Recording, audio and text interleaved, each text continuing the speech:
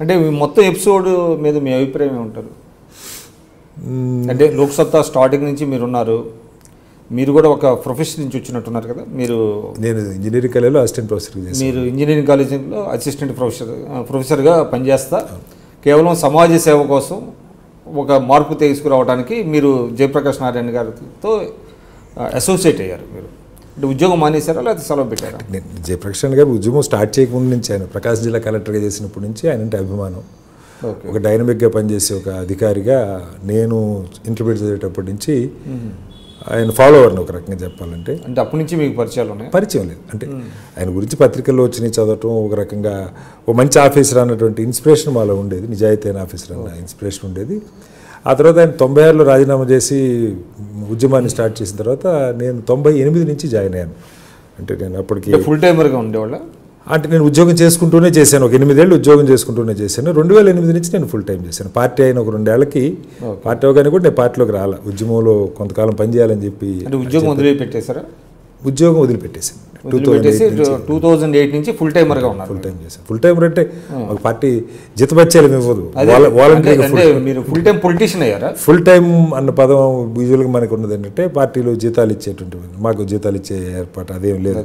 వాలంటరీగా మన బడ్డెని మనం చూసుకుంటూ చేయటం, ఆ రకంగానే చేసాం. 2016 దాకా నేను ఆ పద్ధతి, దాదాపు 8-9 ఏళ్ళు మీరు చేశారు.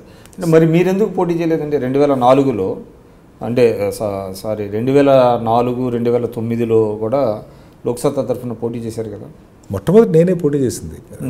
పార్టీ పెట్టిన తర్వాత మొట్టమొదటి బై ఎలక్షన్ అప్పుడు 3 వచ్చినాయి మనకి. ఖైరతాబాద్ బై ఎలక్షను, తర్వాత తెర్లాము, ఇంకోటి ముషీరాబాద్ అనుకుంటా. ఆ 3 చోట్ల పార్టీ మొట్టమొదటి బై ఎలక్షన్లో అభ్యర్థిని నిలబెట్టడం జరిగింది. ఖైరతాబాద్ నుంచి నేనే పోటీ చేశాను. పార్టీ నుంచే. అప్పుడు కూడా మేమందరం లోక్సత్తా ఉద్యమంలోకి వచ్చింది, ఇది రాజకీయ పార్టీ వద్ద ఆలోచన అసలు ఎవరికి కళ్ళ కూడా లేదు. ఆ రోజు సమాజంలో ఒక మార్పు తీసుకొచ్చే ప్రయత్నం, దానిలో మనం భాగం అవుతున్నాం అన్న క్రమంలోనే చాలామంది ఉద్యమంగా ఉన్నప్పుడు రాజకీయాలకు అతీతంగా చాలామంది పనిచేశారు. పార్టీలు, అన్ని పార్టీలకు సంబంధించిన వాళ్ళు, వాళ్ళ అభిమానులు, వాళ్ళంతా కూడా పనిచేశారు. సరే, రాజకీయ పార్టీ అయిన తర్వాత కొంతమంది వెళ్ళిపోయారు, ఎక్కువ మంది వచ్చారు. అంటే ఎందుకు ప్రజలు లోక్సత్తా పట్ల పెద్దగా ఎందుకు ఆకర్షించబడలేదంటారు? అంటే డాక్టర్ జయప్రకాష్ నారాయణ గారు అంటే చాలామందికి ఒక రకమైనటువంటి గౌరవం ఉన్నది, ఆయన నిజాయితీపరుడు, చాలా సమర్థవంతమైనటువంటి ఆఫీసర్ అని. అయినప్పటికీ ప్రజలు ఎందుకు ఆయన ఆదరించలేదు, లోక్సత్తాను ఎందుకు ఆదరించలేకపోయారు? అంటే లోక్సత్తాను ఆదరించలేదు అన్నది కూడా కాదండి, అంటే యాజ్ ఏ పొలిటికల్ పార్టీగా, పొలిటికల్ పార్టీగా దాని నిర్మాణమే పూర్తి. నేను చెప్పాను కదా, మొత్తం ప్రస్థానమే 8 ఏళ్ళు. అది ఉద్యమం ప్రారంభం పార్టీ అయిన దగ్గర నుంచి 2006 ఆగస్టు 9న ప్రకటన చేశారు. ఓకే. అప్పటి నుంచి 2016కి దాదాపు 2 ఏళ్ళు అవుతుంది అనుకుంటాను ఎన్నికల్లో పోటీ చేయదని చెప్పి. ఆ 8 ఏళ్లలోనే 8 ఏళ్లలో దాని ఉద్దాన పదానాలని అయిపోయాయి. అదే ఎందుకని అంటే దానికి ప్రధానంగా జయప్రకాష్ గారికి ఇది సాధ్యం కాదు, ఈ రకంగా సాధ్యం కాదని ఆయన భావించడం. ఆ తర్వాత మేము బయటకు ఆ రకమైన డిల్యూజన్మెంట్ ఎందుకు వచ్చిందంటారు?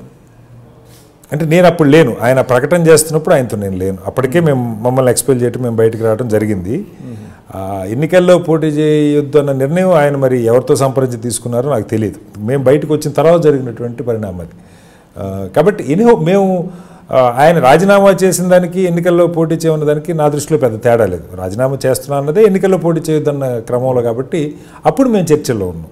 రాజీనామా చేస్తాను అధ్యక్షుడిగా అన్నప్పుడు చాలా తీవ్రంగా మేము విభేదించాం. ఇది కరెక్ట్ కాదు, ఒక ప్లాట్ఫామ్ని మనం ఎదిగే క్రమంలో ఉన్నటువంటి ప్లాట్ఫామ్ని. సరే, 2014 ఎన్నికలు డిఫరెంట్.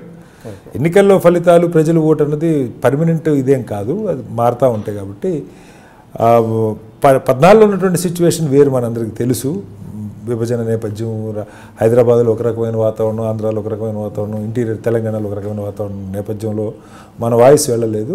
కాబట్టి ఈ ఎన్నికల ఫలితాలు మనం తీసుకోవాల్సిన పని లేదు. సరే, ప్రజలు మనతో రావటం, మనకి ఏ మేరకు మనం నిర్మాణం జరిగితే ఆ మేరకు ప్రజలు, దేనికైనా ప్రజలంతటా ప్రజలు వచ్చే పరిస్థితి లేదు. ప్రజలకు ఒక నమ్మకం, ఒక విశ్వాసం కలిగించాల్సిన బాధ్యత ఉన్నది. ఆ విశ్వాసం, నమ్మకం కలిగించడంలో సిద్ధాంతం ఒకటే కాకుండా నాయకత్వం కూడా కనపడాల్సిన బాధ్యత. అలా నాయకత్వాన్ని మనం తయారు చేసుకునే క్రమంలో ఉన్నాం. లేరని కూడా కాదు, కానీ ఇంకా కావాల్సినంత బోల్డ్ అంతమంది ఉన్నది. సో ఆ నమ్మకం కలిగి మాస్ మూమెంట్ లాగా లోక్సత్తా రూపొందలేకపోయింది. లోక్సత్తా సైద్ధాంతికంగా చాలా బలమైనదండి. దానిలో ఎక్కడ అసలు మనం వేలెత్తి చూపడానికి కూడా 99 పాళ్ళు ఎక్కడ అవకాశం లేనటువంటి భావజాలం కానీ పరిష్కారాలు కానీ ఆ రకంగా ఉన్నాయి.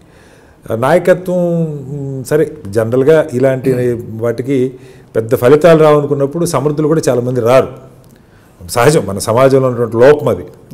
అన్లెస్ అది ఒక బ్రేక్ ఈవెన్ దాడుతుంది అనుకున్నప్పుడు అశక్తులు అన్నీ వస్తాయి.